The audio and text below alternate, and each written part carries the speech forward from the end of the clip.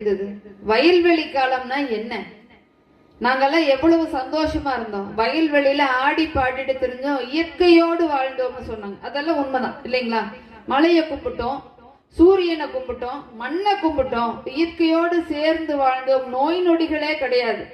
இன்னைக்கெல்லாம் என்ன பண்ணிருக்காங்க? 32 பல்லுக்கு 32 டாக்டர் வச்சுக்கிறாங்க. வலது கண்ணுக்கு ஒரு டாக்டர் வச்சிருக்கிறாங்க, இடது கண்ணுக்கு ஒரு டாக்டர் வச்சிருக்கிறாங்க. ஆனா வெளியில வர்றவன் நிரண்டிட்டு தான் வர்றான் அப்போ அப்படின்னு இவங்க சொல்றாங்க இல்லையாம்மா? அதுவும் ஒரு விதத்துல நியாயம்னு நாம் ஏற்றுக்கொள்ளக்கூடிய கருத்து தான். அந்த காலத்துல திண்ணை வச்சு வீடு கட்டினாங்க. வர்றவங்க போறவங்க எல்லாம், வெளியில போறவங்க எல்லாம் வந்து கொஞ்ச நேரம் ஓய்வு எடுத்துட்டு போற மாதிரி எல்லா வசதிகளும் செஞ்சு கொடுத்தாங்க. அதே மாதிரி வீட்டுக்கு யாராவது வந்து உதவின்னு கேட்டாங்கன்னு சொன்னா உதவி செய்தாங்க எல்லாருமே. இன்னைக்கெல்லாம் பக்கத்து வீட்டுல யார் இருக்காங்க என்னன்னு கூட தெரியாத காலத்துல வாழ்ந்துட்டு இருக்கோம்.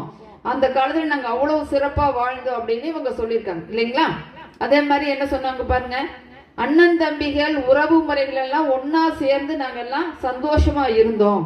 குழந்தைகள்லாம் ஒன்னா சேர்ந்து விளையாண்டு இருந்தது. 10 குழந்தை பிறந்தது. ஆனா 10 குழந்தைகளும் சந்தோஷமா தான் இருந்தாங்க. எங்களுக்குள்ள பிரிவினைகள் கிடையாது. நாங்க ரொம்ப சந்தோஷமா இருந்தோம். உண்மையிலுமே அந்த காலத்துல வாழ்க்கை முறை என்பது மிகவும் மகிழ்ச்சியான வாழ்க்கை முறையா தான் இருந்தது. அதை நம்ம இல்லைன்னு நம்ம மறுக்கவே முடியாது நிச்சயமா இல்லைங்களா? இப்ப அந்த காலத்து வாழ்க்கை முறை ரொம்ப சந்தோஷமான வாழ்க்கை முறை தான். சின்னவங்கள இருந்து பெரியவங்க வரைக்கும் ரொம்ப சந்தோஷமா தான் வாழ்ந்துட்டு இருந்தாங்க.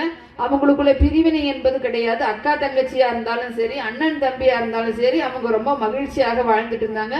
தன்னுடைய குடும்பம் மட்டுமில்ல, பக்கத்து வீட்டுல இருக்கிறவங்களோட சரி, அக்கா தங்கச்சி அத்தை மாமா சித்தப்பா சித்தி இந்த உறவு முறைகளோடு குடும்பம் மிக அழகாக சிறப்பாக நடந்து கொண்டிருந்தது. அதாவது கல்யாணம்